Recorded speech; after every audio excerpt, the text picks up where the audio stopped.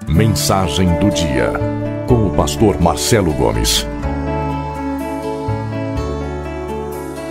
E o texto então é 1 Timóteo, capítulo 1, do verso 12 ao verso 20, diz assim: Dou graças a Cristo Jesus, nosso Senhor, que me deu forças e me considerou fiel, designando-me para o ministério, a mim que anteriormente fui blasfemo, perseguidor e insolente, mas alcancei misericórdia, porque eu fiz por ignorância e na minha incredulidade. Contudo, a graça de nosso Senhor transbordou sobre mim, com a fé e o amor que estão em Cristo Jesus. Esta afirmação é fiel e digna de toda aceitação.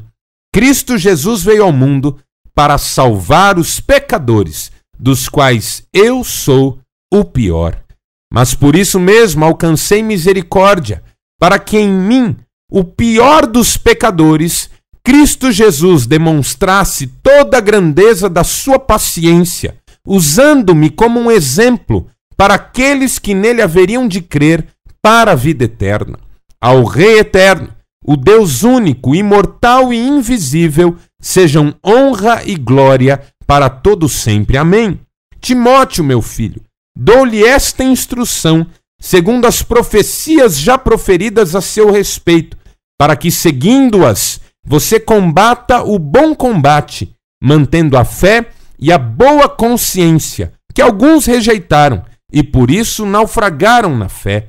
Entre eles estão Himeneu e Alexandre, os quais entreguei a Satanás para que aprendam a não blasfemar. Louvado seja Deus pela sua palavra. O tema da minha mensagem hoje é a essência do ministério. Porque ministério é feito de gente. E gente que faz ministério é, sobretudo, gente comum. Gente alcançada por Deus, gente escolhida por Deus, gente comissionada por Deus para o exercício dos seus dons espirituais e para a transformação dos dons espirituais em ministérios eclesiásticos, para-eclesiásticos, não eclesiásticos, mas sobretudo ministérios voltados para o avanço poderoso do reino de Deus. Quando nós falamos em ministérios, nós falamos em projetos organizados, em iniciativas articuladas que visam transformar a presença de um dom espiritual na vida de um cristão em alguma coisa que sistematicamente, periodicamente e permanentemente abençoe a comunidade. O ministério é a transformação do dom em algo que sirva à comunidade de acordo com as suas necessidades. Por isso a igreja tem que ter os ministérios funcionando.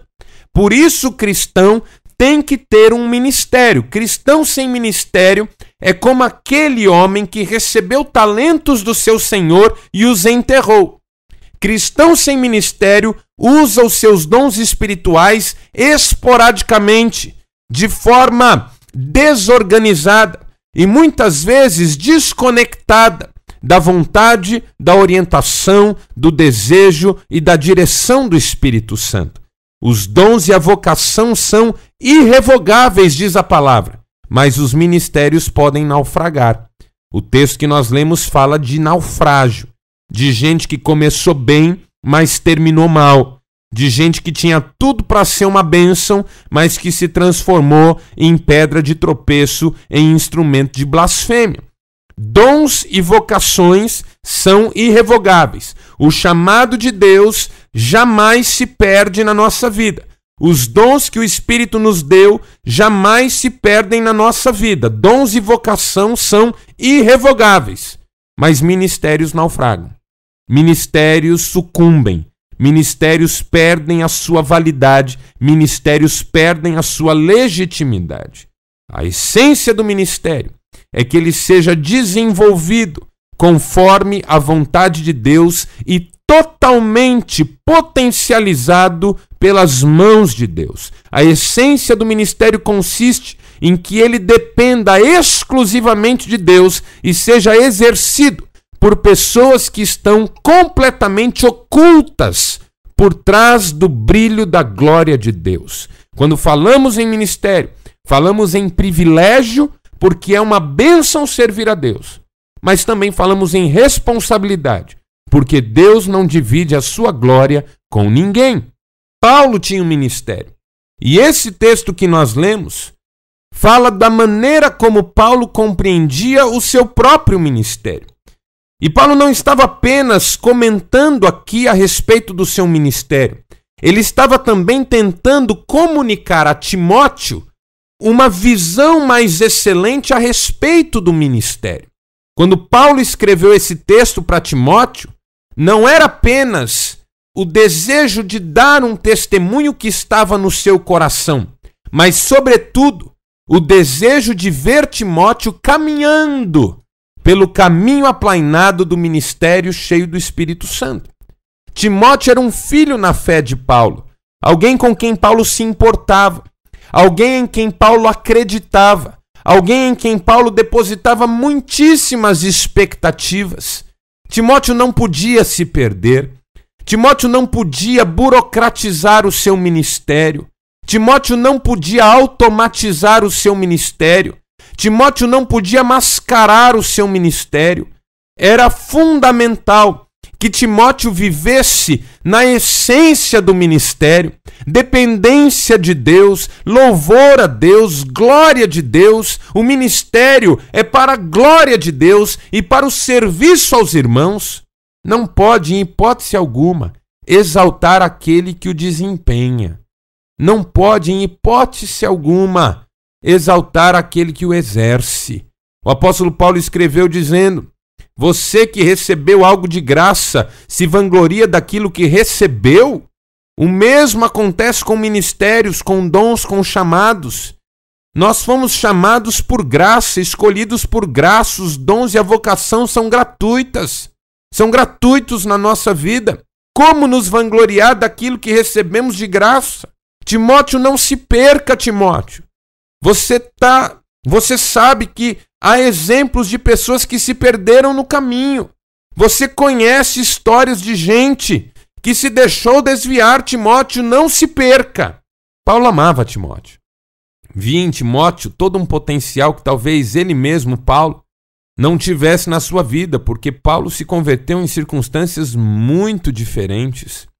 Era perseguidor da igreja, como ele diz no texto, era blasfemo, era ignorante, era incrédulo. Mas Timóteo era um menino criado nas Escrituras, que teve mãe e avó para ensinar a palavra para ele, que tinha estrutura intelectual, emocional, mas sobretudo espiritual. Se Paulo, com todas as suas limitações de vida, de história, pôde ser quem ele foi, na cabeça dele Timóteo podia ir muito além. E quando a gente lê as cartas de Paulo a Timóteo, a gente percebe que Paulo estava mesmo ansioso para ver Timóteo deslanchar no ministério, apesar de Timóteo ser novo. Até por isso Paulo escreve dizendo: Timóteo, ninguém despreze a sua mocidade, mas seja você um padrão para os fiéis em tudo, na palavra, no procedimento, no amor, na fé, na pureza. Seja padrão, Timóteo. É tão gostoso quando a gente encontra gente assim na vida, gente que acredita na gente que investe na gente que incentiva a gente que não olha só para os nossos defeitos, limitações, impossibilidades, mas que consegue ver pela fé aquilo que Deus é capaz de fazer através da nossa vida. Paulo tinha olho clínico nesse aspecto. Errou, é verdade. Errou com João Marcos, errou em outros momentos, mas acertou muito. Acertou com Tito, acertou com Lucas, acertou com Silas, acertou com Timóteo. Paulo sabia que uma pessoa nas mãos de Deus podia ser qualquer coisa. Deus faz a obra. E aí o exemplo do ministério de Paulo se tornaria para Timóteo, nesse texto que nós lemos, um refrigério, um incentivo, uma palavra de ânimo. Timóteo, vamos lá. Não se perca.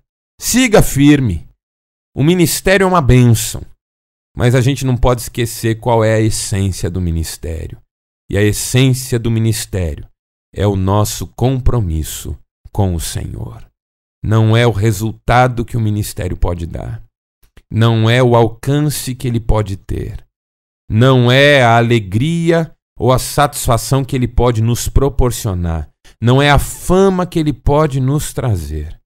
A essência do ministério é nos colocarmos naquele lugar em que tudo que importa é glorificar ao Senhor, honrá-lo com as nossas vidas, exaltá-lo, que importa que ele cresça, como disse João Batista, e que eu diminua. A essência do ministério é o nosso amor por Jesus. Amor por Jesus. E aí Paulo trabalha algumas questões aqui que são fundamentais e que tem tudo a ver comigo, com você e com os nossos 13 amigos detentos que nos pediram a meditação nesse texto hoje. Porque a primeira lição que o apóstolo Paulo vai passar para Timóteo é que o ministério vem para nós não porque nós somos bons. Pelo contrário, nós não teríamos condições nenhuma de cumprir o ministério, mas porque Deus é misericordioso e a sua graça está à nossa disposição. O ministério nos vem por graça e misericórdia e nenhuma razão mais. O apóstolo Paulo diz: se o ministério fosse para pessoas aptas, se o ministério fosse para gente de bem, eu não poderia ter um ministério, porque eu fui infiel, blasfemo, perseguidor, insolente. Quem eu era para ter um ministério? Mas eu dou graças a Cristo, nosso Senhor, que me deu forças e me considerou fiel, designando-me para o ministério. A primeira marca de uma pessoa que quer servir a Deus com seus dons, talentos e recursos é essa humildade de quem reconhece que não era nada. Não fosse a graça de Deus e a misericórdia de Deus, continuaria não sendo nada. Quando a gente assume o ministério na perspectiva de Deus, o nosso passado não é a razão pela qual Deus nos chamou, mas é a razão pela qual Deus não nos chamaria nunca. Só nos chamou por causa da graça e da misericórdia. Nós ainda mantemos na igreja, nos relacionamentos, aquela sensação interna de que as pessoas que têm ministérios maravilhosos são, por alguma razão, especiais. Um dia uma pessoa me abordou no final de um culto e disse: pastor, você deve ser uma pessoa muito especial. Você deve orar muito. Você deve ser muito santo, porque a maneira como Deus te usa é muito grande. Eu olhei bem nos olhos daquela irmã e disse: irmã, eu nem poderia começar a explicar o que eu sinto diante da palavra que a irmã me disse, porque eu precisaria de horas aqui para falar dos meus pecados, das minhas crises, das minhas dúvidas, das minhas incongruências, das minhas incoerências, da minha preguiça tantas vezes, das minhas negligências, dos meus temores, dos meus medos, da minha timidez. Eu precisaria de horas para falar dos meus complexos de inferioridade, dos meus complexos de autoestima, das minhas buscas por amor, da minha carência, do meu vitimismo. Eu precisaria de horas para falar das minhas quedas, dos meus tropeços, das palavras que eu não deveria ter dito, aquelas que foram malditas. Eu precisaria de horas para dizer quantos pensamentos passam pela minha mente, quantas emoções ferem o meu coração e o meu caráter, quantas vezes eu me tornei a pessoa que eu não gostaria de ser e que certamente Deus não quer que eu seja. Eu precisaria de horas para falar o quanto eu sinto profundamente que o meu ministério é única e exclusivamente fruto da graça de Deus. Graça de Deus. É graça de Deus. E graça e misericórdia são dois termos muito interessantes, porque graça significa tudo aquilo que a gente não merece, mas Deus nos dá. E misericórdia significa tudo aquilo que a gente merece, mas Deus não nos dá. É uma definição muito legal, porque graça é isso aqui, ó. Eu não mereço nada de bom, mas Deus me dá tantas coisas maravilhosas sem que eu mereça qualquer uma delas. E misericórdia significa o seguinte, que eu mereço tudo de ruim. Castigo, punição, inferno. Mas Deus não me dá nada disso.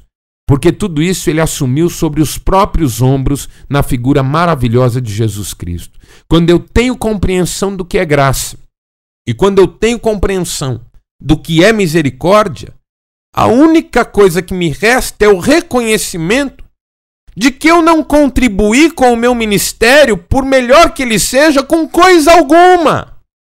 Coisa alguma. Retire o Senhor de mim o fôlego com que Ele me agracia todos os dias. Retire Ele de mim o Espírito que age por meio da minha vida. Retire Ele de mim a misericórdia pela qual eu não sou consumido. Porque, como eu já disse em outras pregações, a questão da misericórdia é mais do que nos poupar de sofrimentos. A questão da misericórdia é que Deus não nos mata, porque o nosso merecimento é a morte. E quando nós entendemos a grandeza da santidade de Deus, tudo que não concorda, tudo que não combina, tudo que não harmoniza com essa santidade tem de ser eliminado. É uma santidade que fulmina aquilo que não é santo.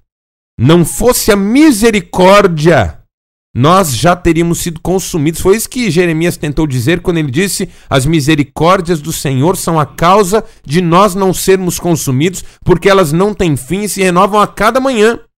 A misericórdia de Deus não significa apenas que Ele me poupa de alguns sofrimentos, constrangimentos ou dores. Significa, sobretudo, que Ele podia me matar e não me mata. E aí, se eu estou vivo hoje, não é porque eu sou bom, não. É porque Deus é misericordioso. E se eu tenho alguma coisa com que me alegrar, não é porque eu sou bom, não. É porque Deus é gracioso. Paulo tinha essa convicção, humildade. Isso a gente chama de humildade. Mas não é aquela humildade modesta. O C.S. Lewis já nos ensinou que a humildade perfeita dispensa a modéstia. Modéstia é aquela coisa meio pedante, fora de hora, sem muita lógica, que a gente usa para fingir uma humildade que a gente não tem. A humildade não é pedante. A humildade não é constrangedora. A humildade não é incômoda. A humildade é o simples reconhecimento de que é Deus a razão da minha vida e é Ele o centro do meu ministério, e não fosse Ele eu não seria absolutamente ninguém. Por isso Paulo diz: a graça do nosso Senhor transbordou sobre mim com a fé e o amor que estão em Cristo Jesus. É a humildade de reconhecer que eu só sou quem eu sou, porque estou incluído nos méritos de Cristo. Esse sim, merecedor de tudo de bom. Esse sim, imerecedor de tudo que é castigo e sofrimento.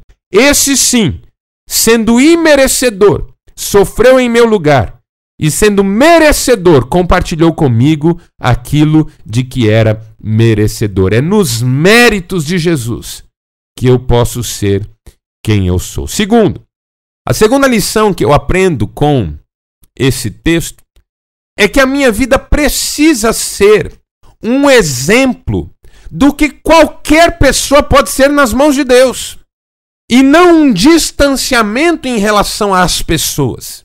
Veja bem, Paulo continua o texto depois de ter dito que não era ninguém, que pelo contrário era mau e não merecia ser chamado para o ministério. Depois de ter dito tudo isso, Paulo continua dizendo: mas por isso mesmo alcancei misericórdia, verso 16, para que em mim, o pior dos pecadores, Cristo demonstrasse toda a grandeza da sua paciência, usando-me como um exemplo. Meu Deus, se eu sou o pior e Deus me usa, você que não é o pior, Deus vai usar ainda mais. É claro que a gente se sente uma formiguinha quando ouve Paulo dizendo que ele era o pior dos pecadores. É que Paulo não me conhecia. Ele não viveu na minha geração. Ele não conhece a minha mulher. Ele não ouviu as histórias que ela poderia contar para ele sobre mim, meu pai, minha mãe, meus amigos mais íntimos. Paulo não conheceu essas pessoas, senão talvez ele revisse a sua opinião aqui. Mas na sua geração, Paulo olhava para as pessoas e ele se sentia tão pequeno, tão pequeno. Ele perseguiu a igreja, ele matou Estevão. Ele lançou crentes sinceros na prisão. Ele blasfemou de Deus, ele ofendeu a Cristo. Quando ele se converteu, tudo isso se transformou na mente dele, no coração dele, não em melancolia, não em vitimismo, não em complexo, mas em gratidão. Tudo se transformou na vida dele em amor a Deus. Porque de repente ele percebeu, se eu que fui um verme, uma pessoa terrível, agora sou um instrumento nas mãos de Deus, isso é um exemplo. Cristo é paciente, é maravilhoso, todos podem ser uma bênção.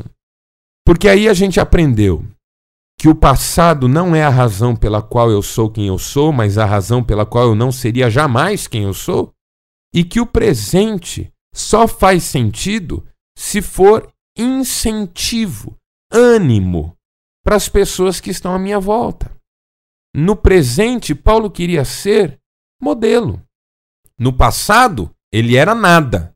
No presente, ele não passava de modelo, exemplo. Não era especial ainda. Paulo não se sente especial agora. Eu não era nada, mas agora eu sou tudo. Não, eu não era nada, mas agora eu sou um exemplo do que qualquer um pode ser. Às vezes a gente assume um ministério abençoado e a primeira coisa que o ministério faz com a gente é nos afastar dos outros.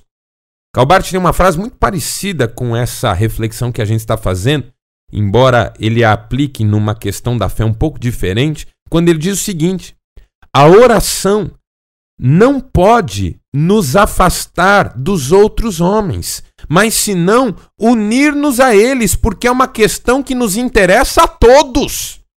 Na mente de Calbart, quando você ora, você não fica longe das pessoas, você fica perto delas. Porque se você tem acesso a Deus, elas também têm. E se você ora, é por elas também que você ora. E isso é unidade. Ministério aproxima, nunca afasta. Por isso que o maior erro da história da igreja, e eu quero que você tenha o seu coração muito tranquilo com o que eu vou dizer agora, você conhece a minha postura sobre as outras maneiras de pensar, eu tenho tentado ser muito ético aqui, mas tem coisas históricas que a gente não pode negligenciar. E quando eu falo do que eu vou falar agora, eu falo de todas as denominações, porque a maioria caiu no mesmo erro, inclusive a minha própria, eu mesmo muitas vezes. Mas o maior erro histórico da igreja cristã é o clero. É a absolutização de um grupo que se diferencia dos demais. A gente fala nas igrejas, e na história do cristianismo foi assim, em clero e laicato. Então tem o clero, que é aquela liderança especializada, santa, intocável. E o povão lá. O clero e o povão não se misturam. Você vai num congresso com pessoas famosas, ministérios famosos, e elas não almoçam onde todo mundo do congresso almoça. E elas não dormem onde todo mundo dorme. E elas não conversam com as pessoas que estão ali. Por quê? Porque fazem parte de um clero, de uma elite, de um grupo especial, gente ungida. Ah, meus irmãos, a gente precisa tomar um pouco de cuidado com isso. É claro que tudo tem limite, também tem membro de igreja que é difícil da gente lidar, o sujeito não tem noção de limite, é inconveniente, tudo isso é verdade. Mas ministério não pode afastar pessoas, tem que uni-las. A gente não é bom, a gente só é exemplo. O que está acontecendo comigo não diz que eu sou melhor que os meus irmãos. O que está acontecendo comigo diz que qualquer um dos meus irmãos pode ser uma bênção nas mãos de Deus, até mais do que eu. Muito mais. Porque eu sei das minhas limitações, eu sei dos meus pecados, mas você, meu irmão, tem tudo para ser uma bênção. Paulo, como exemplo para Timóteo, para os demais, para os crentes da sua geração, não era orgulhoso, nem soberbo, nem distanciado, nem queria fazer parecer que era um sujeito especial, estava à disposição e queria que a sua vida fosse um incentivo. Se eu, o pior dos pecadores, estou no lugar onde eu estou, você, meu irmão, pode ser qualquer coisa nas mãos de Deus. E terceira lição que eu aprendo nesse texto tem a ver com o futuro do ministério. Porque nós vimos o passado, nós vimos o presente, E agora nós vamos ver o futuro. Porque a terceira lição é cuidado. Ministério é coisa que naufraga. Como eu disse no início dessa palavra, os dons e a vocação são irrevogáveis, mas ministérios sucumbem.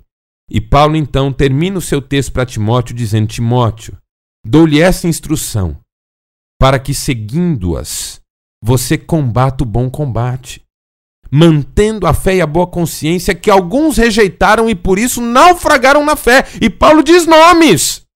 É tão complicado do ponto de vista da ética cristã a gente entender alguns textos de Paulo, porque Paulo não fazia muitas cerimônias, ele dava nome aos bois. No texto que nós lemos, ele deu nome aos bois. Entre eles estão Himeneu e Alexandre, os quais entreguei a Satanás. Pastor, o que significa isso? Olha, meu irmão, significa o seguinte: não tenho ideia. Não sei o que Paulo tentava dizer quando ele dizia que entregou alguém para Satanás. Eu acho que é alguma coisa muito mais séria que a gente imagina, talvez diferente do que tudo que a gente imagina, e alguma coisa que eu mesmo, como pastor, nesses 10 anos de ministério pastoral que eu tenho, nunca tive coragem de falar. Eu nunca tive coragem de dizer, estou entregando alguém para Satanás, e espere em Deus, jamais faça isso. Porque Paulo era de uma clareza que eu não tenho, eu não entendo as coisas que Paulo entendia. Paulo viu Jesus no caminho. Paulo foi ensinado aos pés de Gamaliel. Paulo conversou com os apóstolos. Paulo tinha uma inteligência privilegiada em vários aspectos. Era um conhecedor do Antigo Testamento como poucos ainda hoje. O maior teólogo da igreja, sem dúvida nenhuma. Mas Paulo dava nome aos bois. Timóteo, cuidado com certas pessoas, porque elas são um exemplo negativo de que ministério é coisa que se perde. Então veja, vamos costurar o que nós estamos compartilhando hoje aqui. Quando eu olho para o passado do meu ministério, eu vejo que eu não era nada e que eu não merecia ter um ministério como eu tenho. Quando eu olho para o presente do ministério, eu continuo vendo que eu não sou nada e que tudo que eu posso desejar ser é exemplo para os demais, a fim de que aqueles que também se sentem nada possam saber que serão uma bênção nas mãos de Deus. E aí, quando eu olho para o futuro do ministério, eu vejo ainda que eu não sou nada e que eu tenho que tomar muito cuidado, porque senão eu vou me desviar e vou perder o foco e vou naufragar. Alexandre e Himeneu talvez tivessem começado certo, mas perderam o rumo, naufragaram. Só naufraga quem estava navegando. Quem estava no porto não naufraga. Himeneu e Alexandre estavam navegando e acabaram naufragando, porque perderam a consciência da fé e do temor de Deus. Por isso que Paulo diz: Timóteo, mantenha a fé e a boa consciência que alguns rejeitaram. Porque eu não sou nada, eu estou sempre sob risco. O risco de esquecer da essência do ministério. Por isso, essa minha palavra é para você, líder, você, obreiro, você que tem ministério, para que você não esqueça de onde você veio. Não esqueça que você é só um exemplo e não uma pessoa especial. E não esqueça que tem que tomar cuidado. Quem está em pé, cuide e não caia. Minha palavra é para você que não tem ministério, que não está servindo no ministério cristão, é que você precisa arregaçar as mangas e começar o quanto antes. Não espere ser uma pessoa especial para fazer alguma coisa, isso nunca acontecerá. Seja humilde, dependa de Deus, coloque-se nas mãos dele. Se o pior dos pecadores pode ser uma bênção, você também pode, eu também posso. Se eu, que sou um pecador detestável, posso ser usado nas mãos de Deus, você também pode. Então arregace as mangas, pare de dar desculpas para si mesmo, pare de dar desculpas para os outros e comece a servir ao Senhor.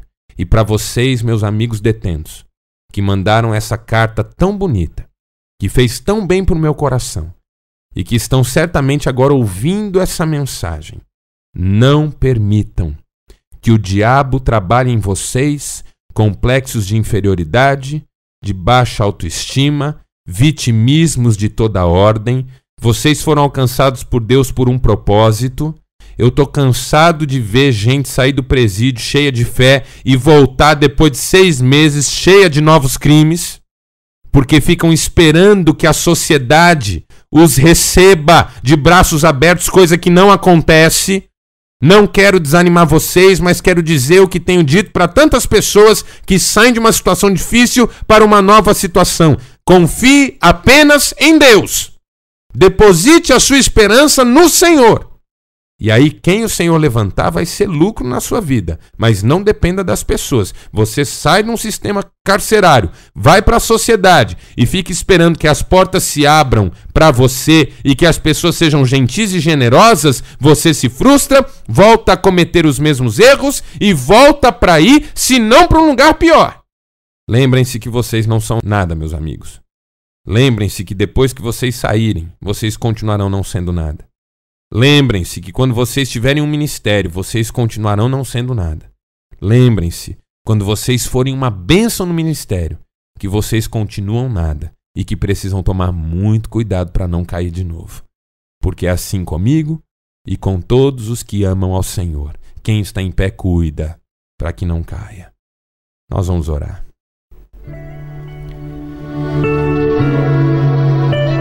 Primeiro, agradecer-te, Pai, por esse momento tão gostoso de meditação na palavra. Agradecer-te também pela participação do ouvinte, o Carlos, que está aqui comigo, os detentos que escreveram essa carta tão gostosa, tantas pessoas que já mandaram seus e-mails, mas as mensagens ainda não foram selecionadas. Tanta gente, ó Deus, que tem sede da palavra e que deseja conhecer mais de Ti. Obrigado, Pai. Obrigado porque tudo isso é um privilégio. Eu peço a Tua bênção sobre todos nós, em especial sobre a cadeia ali de Centenário do Sul, os detentos, os oficiais, os agentes penitenciários, todos que ali trabalham, convivem, que a Tua bênção seja sobre eles e que possam conhecer o Senhor cada vez mais de perto e esperar no Senhor cada vez mais. Pai amado, abençoa cada ouvinte que agora está orando comigo e precisando de uma direção, de um toque, de um milagre. Senhor, faze os Teus milagres nas nossas vidas. Fica conosco, Pai. Dá-nos um restante de semana abençoado. Dá-nos, ó Deus, oportunidades para Te servir e glorificar o Teu nome. Abre novas portas diante do Teu povo. É o que nós Te pedimos em nome de Jesus. Amém. Amém.